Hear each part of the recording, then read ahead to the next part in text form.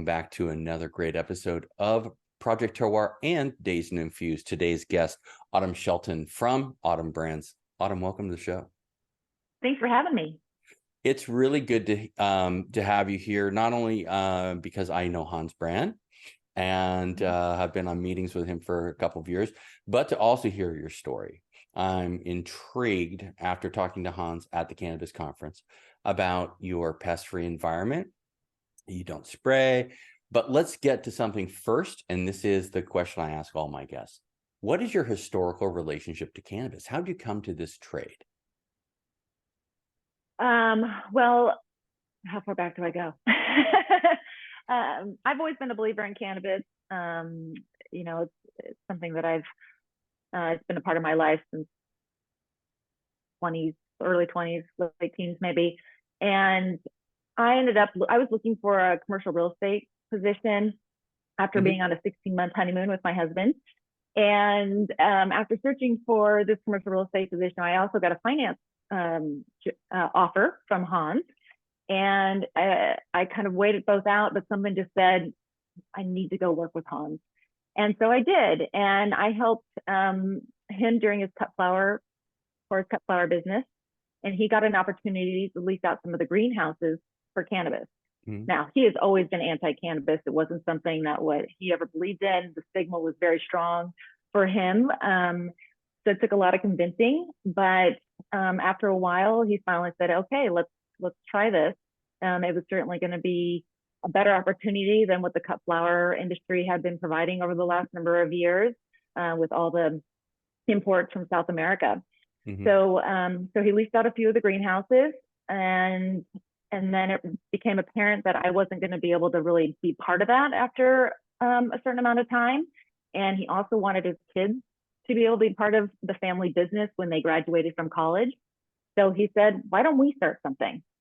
And so I did all my research, and we started a not-for-profit in the Prop 215 days, where it was still very gray, and we didn't tell anybody really about it. It was still hush-hush with family and friends, and when helicopters came over, you're like, oh. But we had done everything to the legal books that we possibly could in that time. And we knew that there was definitely progress to be made with Prop 64 and getting passed, and knew that was going to be an opportunity. So that's kind of how we got started in this, and then transitioned into the regulated market in 2018. Okay, well, that's a very comprehensive answer. I appreciate that. Well, it's a great background, and because this show is also going up on Project Terroir, we're very much plant focused there, regenerative processes, natural and organic, and we really like to hear the stories about how and why people are doing things. And so this is important for me to know that you transitioned from the floral provisional market into this new flower business, cannabis, and you're making a really good run of it. You're located in Carpinteria, California, correct? Correct. Yes. Okay. Are you from Santa Barbara County, or? I am. I went to UC Santa Barbara and never left. And I was actually born in a house in Carpinteria, but never grew up here. So it still feels like home to me. Well, I lived in Goleta for a couple of years in Santa Barbara. Okay. So I love the area. It's beautiful. So what's your motivation on a day-to-day basis? Keeping your practices up and educating yourself. What's that motivation? We really believe in providing the most natural product we possibly can. And so when we became pesticide free about 5 years ago, we really dedicated ourselves to following that path. And then everything we do is to be as sustainable as possible as well. So it's just something that really is strong in the four owners' ethos that continues us to really want to strive to be the best that we can doing that. So, being pesticide free, we lost a lot of plants, thousands of plants in the very beginning. And it was a hard way to transition. Most people spray at least a little bit of pesticides and then have pests that come in. Well, that's a little counterproductive, right? As soon as you spray, you've lost all those pests that you just bought. Right. So by not spraying, we know that our products are going to be 100% as natural as possible as well. Our saying is you can wash your lettuce, but you can't wash your weed. And so even a little bit of pesticides, even organic pesticides, can be harmful to our lungs and to our bodies. And so dedicating ourselves to being pesticide free not only allows us to make this special product, but also it created this perfect ecosystem where we have these native ladybugs that come into our greenhouses naturally, which is unheard of. Well, we didn't even know. A professor from UC Santa Barbara reached out to us after seeing our Instagram and said, "Do you know what you have?" Like, they're ladybugs. What? These are native ladybugs. You can't commercially buy these. You can't collect them. Right. You know, she's like, "This is amazing. Only if you have a natural ecosystem can this actually occur." And they just continue to populate and populate, and they do so much of the work for us. Their little larvae eat 100 aphids a day. So not only do we get to provide a natural product, we save a lot of money doing this too. And now that we've got it dialed in, we don't lose the crop that we used to, in the transition period years and years ago. So it's a pretty special process. So it does sound like you've established an ecosystem at your farm there, where it's the natural pests, so to speak, come in and they're doing a hard lifting for you. And for the people who don't know, the natural ladybugs in the Carpinteria area don't have spots, correct? Correct. That is what makes them so special. That is really cool. And was it just a happenstance that this guy from UC Santa Barbara came down and saw it, or was just you said Instagram, but did he come down and see it? Didn't even come here. Just saw our Instagram images and photos that we had posted, and reached out to us and sent us an email and said, it was just it was a woman. She was blown away. So it was pretty. We didn't even know what we had. That's great. What regenerative processes are you using in your day-to-day operation? Like soil remediation, things like that. So we don't reuse the soil. We actually do, but it is turned back into compost. So we would like to do it on the farm, but it's too much of an undertaking for us to compost it ourselves. So we do have someone else that takes it and composts it. All our water though is reused and recycled. And then we also, for our packaging as well, we make sure that all of that can be either backyard compostable, reusable, or is at least American made. So we try to do as much as we possibly can, sustainably focused. That's amazing. Now, are you still in the cut flower business as well? No. Hans did want to hold on to one greenhouse of cut flowers. He just couldn't quite let it go. But I was like, Hans, you're losing money on this greenhouse. So eventually it went empty. And here in Santa Barbara County, if you weren't growing past the beginning of 2016, you could not grow until you got permits. But if you were grandfathered in. So the rest of the farm was grandfathered in, but we had to sit on an empty greenhouse for a number of years, unfortunately, until we were able to get fully permitted. Wow. But we are now. That is great. And what strains, for the people on Dazed and Infused, what strains are you currently growing? Oh, we have about 30 strains going right now, but we have a great Blue Dream CBD, which is a great kind of 1-to-1 almost ratio one. Jet Fuel Gelato, which is my personal favorite. I'm a sativa girl. GMOG. We got Chem Driver. We got a lot of really great strains going. And are you actively pursuing heritage strains from California, or from California in quotes? But are you pursuing those, and are you going to be pushing those out in the future? So because we're pesticide free and we are by the coast, and we don't spray anything, so not for powdery mildew, nothing whatsoever. We don't even spray water. We really have to choose the strains that will grow here in our environment specifically. So we have a couple of nurseries that we work with, and we that will look at what kind of strains they actually carry. So it kind of depends on what's available for us and what we can do. But we always try to keep our tried and true, and bring in new strains at least every single quarter. Right. And go ahead. I was just gonna say, and then right now too, the state of California requires you to only buy from a nursery, a licensed nursery, and metrics. So we're trying to get that changed so that we can actually get more seeds or different strains from outside of California, because it's trying to explain to them that this is just inbreeding, if only the same strains that are already in California can be utilized. So we're hoping to see that change, especially after the DEA said that seeds don't actually carry the THC. Yeah, let's talk about that for a second, because God, there's so much information out there, especially with the Hemp Act, and the DEA comes out with that ruling. There's a misconception, I believe, that in the seed world you can buy anywhere and bring it in. Is that correct or not? Not into the licensed, legal, regulated cannabis Right. industry. You already had them. You already had to have your seed pocket that you put into when Metric started, put it into Metric. And if that wasn't already in there, then technically you're not allowed to bring anything from the outside in. I think that is a widely held misconception. And I think people just think you're going to do whatever the heck you want. And just, but I get the inbreeding thing. That is going to be a significant issue going forward if we don't, open up the borders. But this week's announcement, if you are in a cloud somewhere you haven't heard, from the HHS telling the DEA to reschedule, I think is the most exciting news we've heard in a long time. I've heard people in the last couple of days say to me, "Oh, this is the worst thing for the growers in the world. The big farm is going to come in." It's like, they're not. Come on, get it together. I mean, this is going to be a good thing for everybody. It's going to start opening the door for so much, especially after the last year and everything that has gone down in the cannabis industry. It's been a really tough year for people. Oh, I mean, yeah, it's been brutal since 2021, since the market crashed. So many people have gone out of business. So I think this is only a positive thing. It's certainly not what we want. We want it deschedulized. I mean, that is the ultimate goal. But this whole process has been baby steps. And so I think this alone would be a huge step forward. And for them already just to say that it does have a medical purpose, I mean, they've never said that before. So that statement alone is massive. It will eliminate 280E, restrictions and tax burdens that we deal with. So that will be huge. It's kind of debatable whether it would help with the banking. So I think we still need the Safe Banking Act to go through.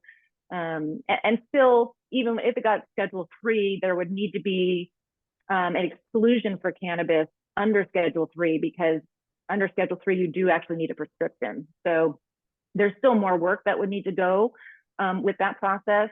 And the DEA could take a few months, they could take a year. So we still don't know where we'll land here, but it's progress, and I'm very excited about it. Yeah, and I do believe that the Safe Banking Act is the next step in that equation to get that passed through, and that would make things a lot easier for everybody just going forward. Do you guys have other brands besides Autumn Brand? I mean, do you have sub brands? Do you do pre-rolls? Do you do anything, or are you just purely a growing operation? We don't have other brands. Everything is right now under the Autumn Brands name, which I think misconception that people think that we have multiple brands because of the name, but we are 4 owners, Autumn, and then my 3 partners' last name is Brand, so that's where Autumn Brands name comes from. But we do have flower pre-rolls. We have an incredible topical pain relieving and amazing for any type of skin ailments, and also 2 elixirs. So elixirs they're basically tinctures, but tinctures are traditionally made with alcohol and additives, and ours are just 100% pesticide-free cannabis oil from our farm and coconut oil. That's it. So we call them elixirs because we feel like they're more about health and wellness than about more the medicinal side of tinctures are traditionally.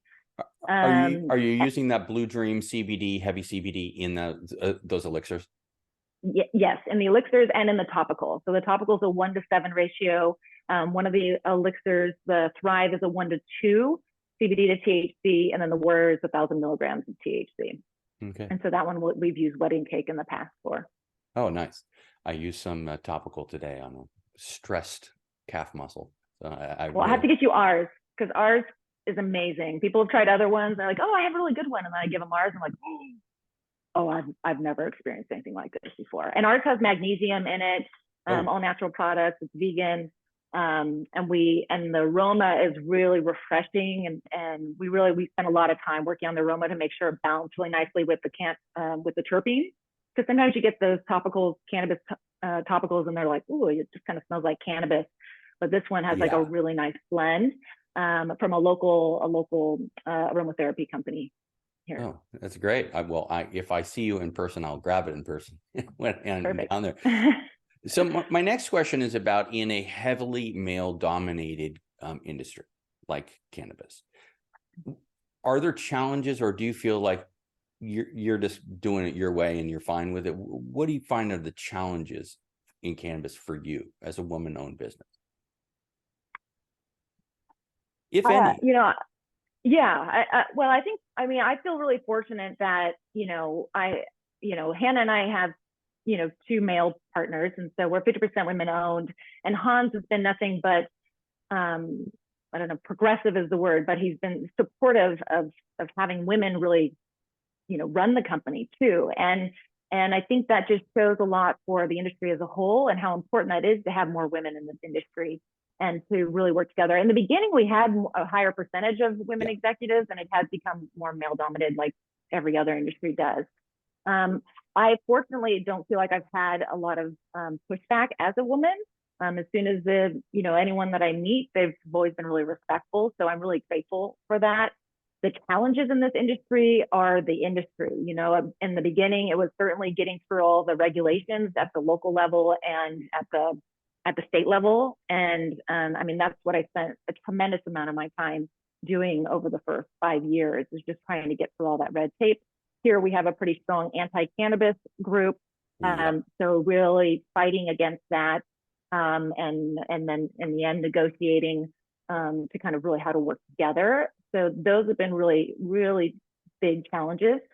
The other hard part, of course, is, we literally switched the crop over from cut flowers to cannabis. We grow exactly in the same 3-liter pot, in the same type of irrigation system, which allowed us to save a lot of money in the beginning where others had to put in huge infrastructure. But at the same time, it cost us over $2 million just to bring everything up to code for the county. And that alone was tremendous. And then when the market crashed, of course, the rest of the cash flow kind of disappears. So, it's of course been one challenge after the next. And then, and an agricultural product is challenging in itself because it's always changing. The weather is always changing, even though we're in greenhouses. We are still, the plants grow by the sun. But being a brand, in the beginning, we were able to really grow really quickly because there wasn't very many brands. And then when the market crashed, there was a lot of cheap brands that came in because they were able to buy flower so cheap. And then it undermined the brands. And we really try to hold strong because, we really try to provide a really premium, high quality product. Everything is hand trimmed here. It's pesticide free. We put a lot of TLC into what we do. We're not a small farm, but we're not a massive farm. We're just medium sized, but still putting that TLC into it is really important. So really being able to hold strong to, our values and who we are has always been really important, but not always easy. So we're grateful to still be here and have the consumer that really respects and appreciates our family-owned, woman-owned brand. So it's been a journey. Yeah, it sounds like, well, great answer, by the way. Let's talk a little bit about something you touched on briefly, and that's a couple of years ago, a cousin of mine and I were going to be growing in Santa Ynez Valley, right up in Los Olivos. The amount of red tape and the negativity from a certain community in Santa Barbara, and I never really got to the bottom of who it was, but it seems like from San Luis Obispo down to Port Hueneme, there's a orchestrated effort to not only crush people's Instagram pages, to take them offline, and it's very backdoor, weird kind of thing. It's a campaign that exists, and I don't know where it comes from. Perhaps you do. You don't have to name names or anything. You live down there, so don't name names. But it's just, it's definitely weird in this market that this exists. It seems like, I wish, from my standpoint, there was the same advocacy against like alcohol and alcohol abuse that definitely causes problems in this world as there is against cannabis. I don't get it. And it must be just a frustration for you all the time. It's heart-wrenching when someone's trying to take you down, when you're a family-owned business that's lived in this community forever, know? And so, it's really, it's heartbreaking that someone would try to undermine you so much because of this new change.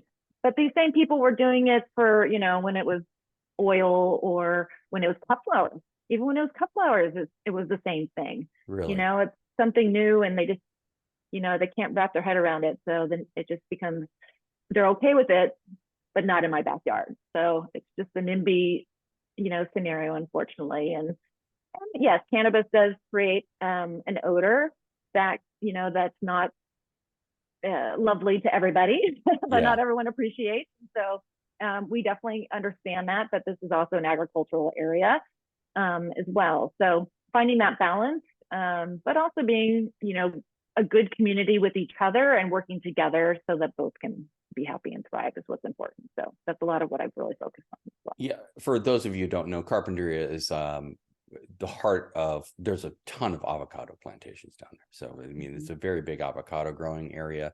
A lot of other agriculture happens in Carpinteria. It's a beautiful place for those of you who've not been to Santa Barbara County or Ventura County. It's an amazing place. It's well worth your visit. Do you give tours of the farm ever or anything like that? Can people contact you to do that? Absolutely. Yeah, we do tours Monday through Friday, depending on availability. We prefer smaller groups of, around 5 to 10 people, so that way we can give kind of more of a intimate experience. But yeah, we love to show everyone around and what we're all about. Well, after my last question here for you, I'm going to ask you to shout out where you are and how people sign up. But on every interview on Dazed and Infused, I ask one question, and we're going to integrate it into Project Terroir. Do you tell the audience a Stony story? Everybody's got one, and it doesn't have to be something crazy. It can be something just fun. It doesn't have to be about you. It could be about your grandma, your aunt, your uncle, whatever you want. But if you have one on top of your head, let's let the audience hear, because that's what cannabis is about. It's about having fun. It's about enjoying life. I got a lot of Stony stories. I don't know, a couple different fun ones. I remember when I was younger, I was smoking out of like 10-foot bong, standing like on a curb. I'm like, today I can't even fathom, I'm like 2 hits off of a joint, Yeah. So it's just funny, the transition and things that you do when you're younger. So that one, that was kind of a fun journey.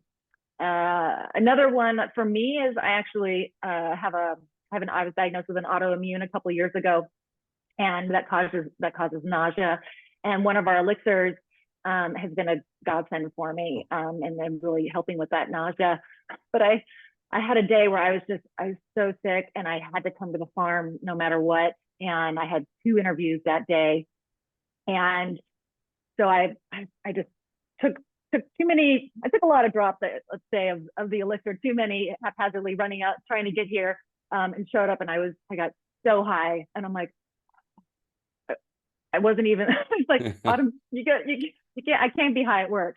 Yeah. So it was a big learning curve for me, and but it was also a big step for me in that process. But I'll tell you, I actually gave the best interviews ever because I was so relaxed that I wasn't overthinking it, and it actually ended up being like the best thing ever.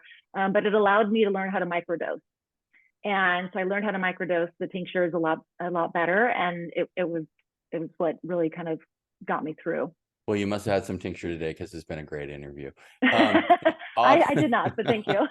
Autumn, why don't you tell the people at home where they can find you, and where they can call or email to catch up and maybe make a reservation to do a tour? Sure. So you can go to our website, autumnbrands.com. You can email us at info@autumnbrands.com or through the website. We are on Instagram, autumnbrands_, because like everyone else, we got shut down on our Instagram. So now we can only get one with an underscore. We're on LinkedIn, Facebook, Twitter, and then I also have a podcast called Inhale, Exhale, Elevate. So you can find that on Spotify and YouTube as well. Oh, far out. Well, I'll look it up myself. And all my best to the rest of the brands there. And I don't mean brands you sell, but to Hans Brand himself. And I really appreciate your time here. So today we've had Autumn from Autumn Brands, Autumn Shelton. And we will post up on our YouTube the address of where you can get in touch with Autumn Brands and go by for a tour perhaps, or just learn more about what they're doing in regenerative processes. So Autumn, thanks very much for being on Project Terroir and Dazed and Infused today. I really appreciate your time and continued success. I know you're going to get it. Thank you so much. I really appreciate you having me on. I appreciate you being here, and I'll see you soon down there at the farm. Yeah, come visit. Thank you. And that's it for today from Project Terroir and Dazed and Infused. We'll see you again next week on another great episode. Bye-bye.